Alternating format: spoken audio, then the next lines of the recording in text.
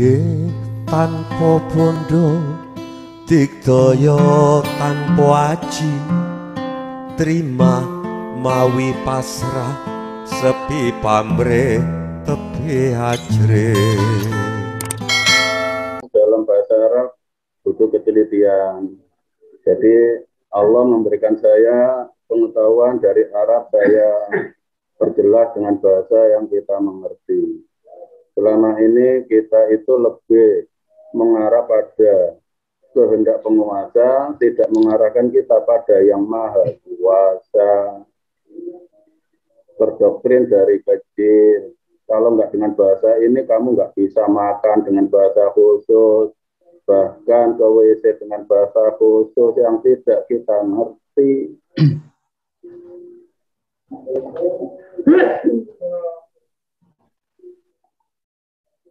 Jadi memang sudah terlalu mengakar doktrin-doktrin mengikuti kehendak penguasa, menjauhkan kita dari yang maha kuasa, akhirnya hanya timbul fanatik. Kalau nggak gini, enggak. Padahal Allah itu tidak arotasyan ya walaupun fayakun. Bahasa yang ada pada diri kita itu pemberian, ya bawa itu. Ngapain dengan bahasa yang kita tidak mengerti? Bisa dipahami saudaraku semua? Bisa. Bisa, Bano. Jadi untuk saudaraku semua jangan minder, jangan merasa jauh dari Allah hanya karena nggak paham satu bahasa. Allah yang menciptakan bahasa, semua bahasa Allah yang menciptakan. Jangan khawatir kalau nggak dikabulkan Allah.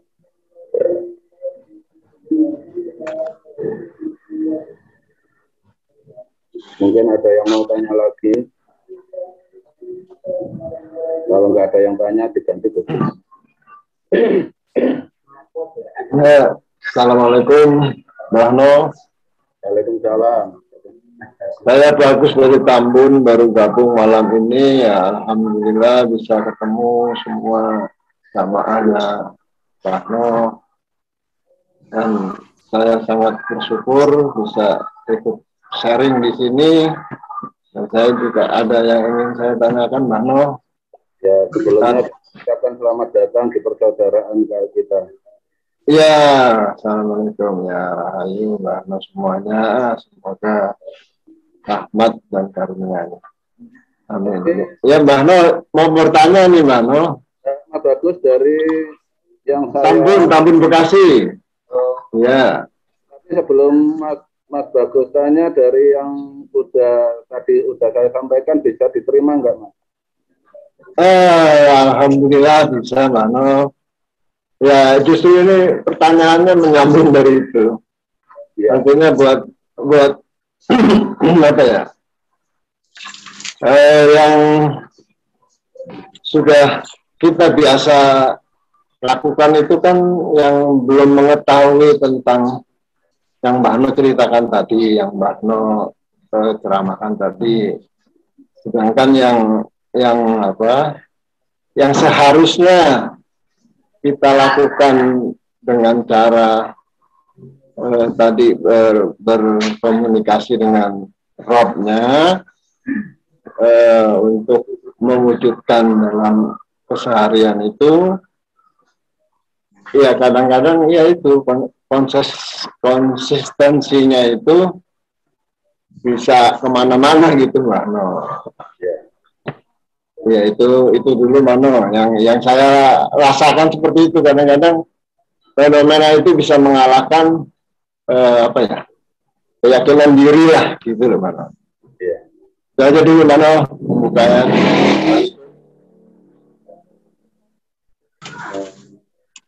Jadi gini Mas Bagus ya, saya sudah sering saya utarakan, tapi ini nanti penjabarnya mungkin bisa lain. Yang mengapa yang terjadi pada masyarakat kita seperti itu memang sudah programnya Allah dan sudah disabdakan oleh Rasulullah. Saya di zamanun ala ummati yafiruna minal ulama wal fuqaha. Nanti setelah kematianku Rasulullah maksudnya, akan terjadi pada umatku semua lari dari ketentuan sebagai seorang ulama. Yang dinamakan ulama bukan orang pandai, tapi orang yang bertauhid. Hidup hanya menghadap Allah seperti yang dilakukan Rasulullah, yaitu Al-Quran sebagai kelakuannya, bukan selain Al-Quran. Itu ulama. Wal fuqaha.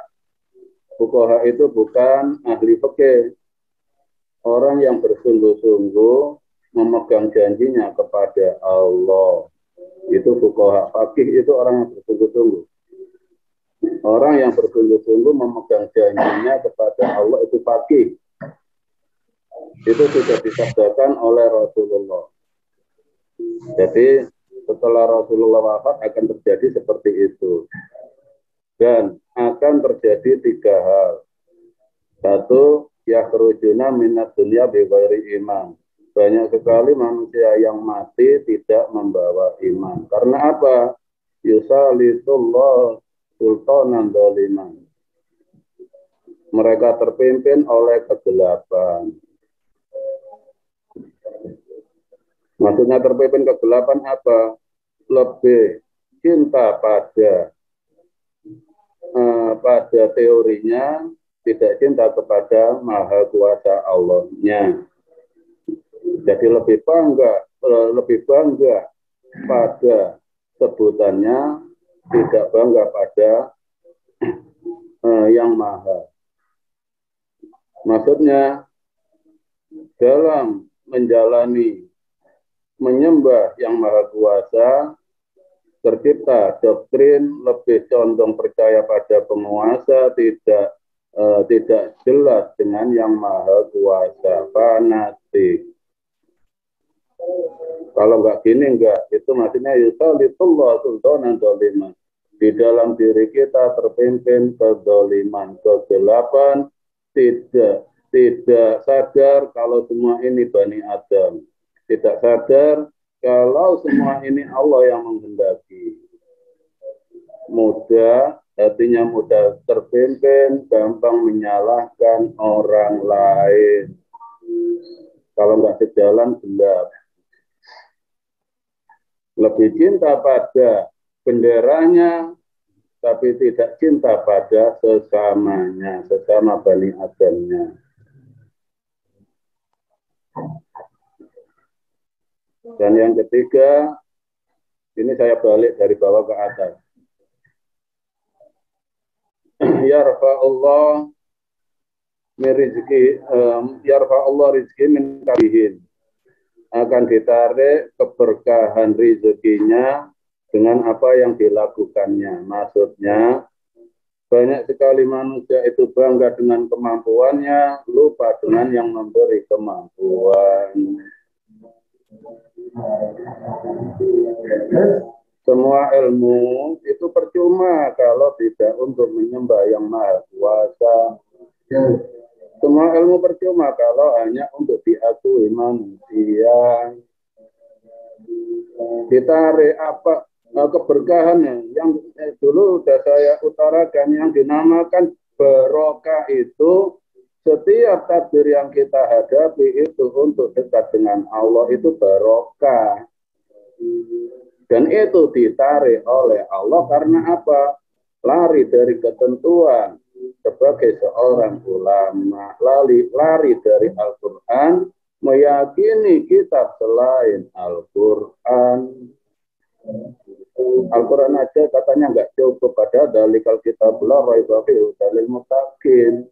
Allah aja isinya isyarah, dalika isyarah udah ditunjuk, hanya Quran lah yang isinya nggak ada yang meragukan. Petunjuk untuk orang yang takwa. Makanya ancaman yang terakhir, yakhrujuna minad dunya bighairi iman, akan keluar dari dunia masuk ke kubur tidak membawa iman, hanya membawa pinter dan ilmunya. Bisa diterima Mas Bagus, Mas Pakyu, Mas Bagus. Ya, alhamdulillah bisa. Mana? Hanya biasanya kalau lagi seneng mendekat dengan cara sendiri ya, cara yang saya sendiri lakukan itu kadang-kadang justru nggak bisa mau beraktivitas gitu loh Mbak No. Artinya saking senangnya seolah-olah dunia itu nggak penting gitu. Nah ini mohon gambarannya Mbak No. Ya. Terima kasih Mbak. Itu memang kalau itu salah menafsiri arti dzikir, bagus. Salah mengartikan arti dzikir. Dzikir itu dimaknai hanya ke hati, menang aja sampai nikmat di situ karena nggak kerja. Menikmati menepnya nggak kerja. Jadi gini urutannya ya. Ya ayat Tuhan nafsul mutmainnah. Itu arahnya ke bawah, tenangkan hatimu. Irji'i ila rabbiki, kembalikan semua yang diberikan Allah pada diri kita, harta benda, takdir, penderitaan, semua kembalikan. Irji'i ila rabbiki, kembalikan kepada yang menghidupimu, yang merawatmu. Radiyatan mardiyah, dengan ridho. Mardiyah isimnya isim ajar, sungguh-sungguh sadar. Fadkhuli fi ibadi, menuju Allah itu jangan setengah-setengah. Kalau tiarab ya tiarab sekalian. Jadi maksudnya apa fadkhuli ibadi? Jangan bangga dengan kemampuanmu dalam mendekat Allah. Wadkhuli jannati itu ditarik lagi. Jadi surga iman itu apa, dunia ini menikmati fasilitas dunia dengan tidak melupakan yang Maha Kuasa. Jadi yang dinamakan zikir itu dunia ini loh. Nyata zikir itu dunia ini tidak untuk melupakan yang Maha. Jadi menyaksikan apapun itu ditarik ke hati dengan kemahaan, tidak terlena dengan yang dilihat itu zikir. Zikir kan ingat dunia ini loh. Hiburan dari Allah, jangan untuk melupakan Allah, itu kelakuan zikir. Jadi zikir itu kelakuan, bukan ucapan. Dunia ini loh, ingat, dunia ini miliknya Allah, hiburan dari Allah, jangan terlena pada dunianya. Nikmati tapi tidak untuk melupakan Allah. Wa'mal di dunia kata anak kata itu abadan, wa'mal di akhirat kata anak katamu tuh. Raih dunia seakan-akan kamu hidup selamanya, bahwa hidupmu menghadap Allah seakan-akan nanti kamu mati. Jadi Rasulullah itu nggak ada yang ditinggalkan, beriringan, nggak ada yang harus ditinggalkan. Raih dunia. Karena programnya Allah itu gini, ja'ilun fil ardi khalifah. Allah menghendaki bumi ini dikuasai oleh orang-orang yang beriman. Karena apa? Al-musyriku najasun. Orang musyrik itu najis, Allah jijik dengan orang yang tidak kenal Tuhannya. Bisa diterima, Mas Bagus? Ya, butuh pelatihan ini kalau begitu. Ya, terima kasih Mas. Ya, lanjut yang lain, terima kasih. Panel. Ya, Pak Aryo. Assalamualaikum. Waalaikumsalam. Rahayu buat semuanya. Aku lagi cari referensi ayatnya, Mbak No. Selalu berkesadaran bersama Allah selama hidupnya. Referensi ayatnya apa itu, Mbak No? Itu kalau sadar itu ya sarinya Al-Quran Pak Aryo. Dari berkalan dengan Allah.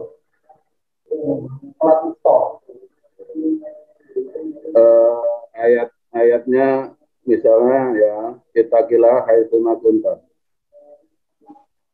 Jadi takwalah, ikutilah kehendak Allah dengan ikhlas dimanapun kamu berada. Dalam melakukannya, sholat wusta. Yang dinamakan sholat wusta itu ayat yang menunjukkan perilaku seorang yang khusyuk. Diakhiri dengan khosiin ayatnya.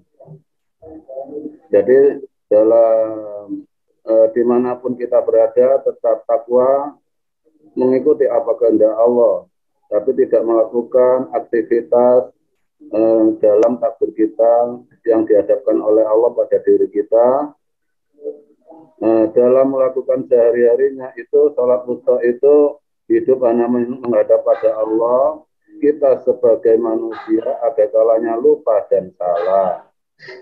Tapi kalau sudah jelas alamat titiknya kemahaan, nggak ada orang iman itu salah abadi, lupa abadi, lalai abadi. Pasti begitu kepala ditundukkan memandang hati, otomatis kedekatan ke kemahaan yang maha itu akan kembali. Diibaratkan seperti keris. Keris itu enggak bengkok, tapi tetap kembali ke tengah, ujung keris tetap lurus menuju yang maha kuasa. Ayatnya sholat wusta cuma saya nggak hafal, tapi hafal dikit-dikit yang diakhir dengan khosiin. Jadi yang dinamakan orang khusyuk itu bukan orang yang konsentrasi melihat ke bawah aja, bukan. Lakukan biasa-biasa aja melakukan aktivitas sehari-hari. Yang penting hatinya tak terkotori dengan yang dipandang. Katanya khusyuk, lihat orang yang nggak sesuai dengan diri kita udah sakit hati, berarti nggak khusyuk, masih noleh kiri kanan. Nah, itu maksudnya Mano. Itu maksudnya itu. Jadi maksudnya nih kalau tak evaluasi kan kegagalan. Kenapa nih yang pada sholat kalau nggak berubah-berubah kelakuannya? Karena segala gerak-gerik raganya atau segala gerak-gerik nafsu empatnya tidak selalu berkesadaran bersama Tuhan. Iya. Jadi perasaannya ngadep Tuhan teh hanya di 5 waktu itu gitu. Iya, makanya tadi masih di tingkat ubudiyah, tidak pada rububiyah. Jadi masih bangga dengan cara ibadahnya, masih nengok kiri kanan. Kalau nggak ibadah seperti dirinya berarti masuk neraka. Berarti belum ke rububiyahnya, Pak Aryo. Oke, terima kasih Mbak Hano. Terima kasih. Sama-sama. Memang mayoritas apa yang sudah ada ini semua mayoritas berhenti pada ubudiyah, tidak ke rububiyah. Masih terkotori dengan bedanya cara menyembah, terkotori dengan bedanya mediasi yang dihadapi untuk menyembah. Jadi masih ubudiyah. Makanya di ajaran Kutubi ini nggak ada yang salah. Apa ilmu yang ada di bawah langit, di atas bumi ini nggak ada yang salah, karena semua ilmu itu dari Allah. Kalau sudah terbuka rububiyahnya, nanti jelas. Jadi jangan berhenti hanya pada ubudiyah aja.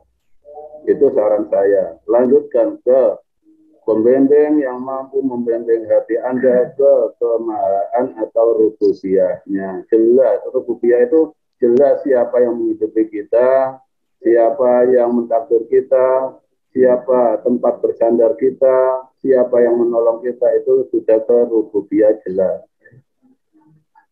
Jadi tidak bangga pada mediasi dan tidak bangga pada sebutan aja.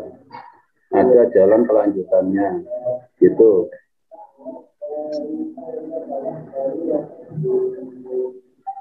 Mungkin ada yang lain yang tanya. Jadi la ilaha illallahnya asli. Hidup hanya menghadap Allah, tidak hanya di mulut tapi hatinya juga menghadap Allah, jiwa. Halo, Assalamualaikum. Waalaikumsalam. Mano, nanya lagi, Mano. Ya, Mas. Bagus. Ya. Mas Wahyu. Ya. Jadi gimana, Bahno, agar supaya kita itu selalu dalam kasih sayangnya Allah, selalu dalam kesadaran Allah, selalu dalam penjagaan Allah. Setiap tarikan napas kita, gerak kita, itu selalu dinaungi cinta kasih Allah. Ya.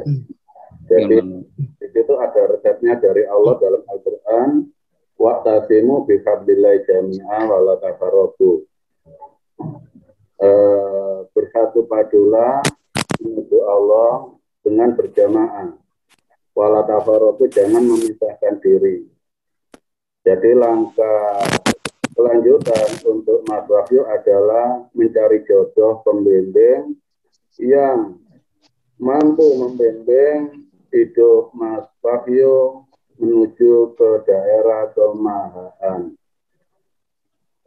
Jangan memisahkan diri, karena itu resep dari Allah.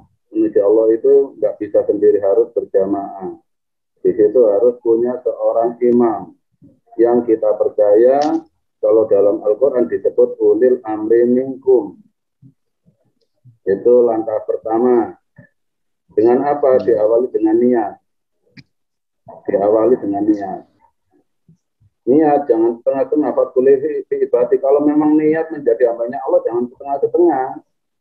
Harus ada perjuangan. Harus ada perjuangan, harus ada jihadnya. Ya memang yang sudah ditempuh saudara-saudara yang sudah lama itu datang ke Kediri, bertemu dengan Gus Tubi, dibuka hatinya. Itu baru jelas. Untuk sebelum bertemu dengan Gus Tubi gimana? Menuju Allah itu jangan, kalau kita belum paham, belum ngerti, jangan, titiknya jangan di otak. Gimana ini saya kok gak ngerti, saya kok bodoh. Nah, kekurangan itu loh. Kembalikan ke Allah. Ya Allah, memang kau yang masih belum kasih saya mengerti. Ya Allah, kau yang masih kasih saya bodoh. Kembalikan ke titik kemahaan. Itu untuk langkah kita selanjutnya. Jangan kejar Allah dengan otak. Nggak nyampe. Urusan duniawi memang diolah di otak. Tapi urusan menuju Allah itu pada titik di hati. Kembalikan. Itu menyembah. Jadi kalau ibarat orang tiarap ya tiarap. Jangan jongak-jongok kepalanya. Sadar, akui diri kita nggak ada apa-apanya dibanding dengan Allah. Allah yang maha. Qul a'udzu birabbin nas. Ungkapkan, saya berlindung pada Tuhan yang menciptakan manusia. Jadi kalau memang belum paham atau ada rasa apa firasat apalah nggak penting. Jangan terkecoh dengan rasa, jangan terkecoh dengan ilmu. Lebih fokuslah pada kesadaran untuk selalu dekat dengan Yang Maha Kuasa. Dan itu memang sering lepas kalau belum dibuka hatinya. Itu Mas Wahyu. Baik. Ya. Terima kasih, Bano. Sama-sama.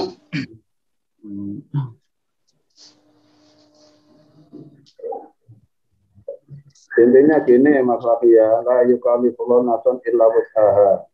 Allah nggak pernah membebani hambanya. Kun fayakun, bahwa apa adanya aja. Kalau nanti kita itu kemarahan kita tempuh dengan jalur otak, oh mungkin saya ke gunung, mungkin saya ke gua, mungkin saya ke laut, malah nggak nyampe-nyampe nanti. Allah itu pada diri kita. Ya itu masa lalu.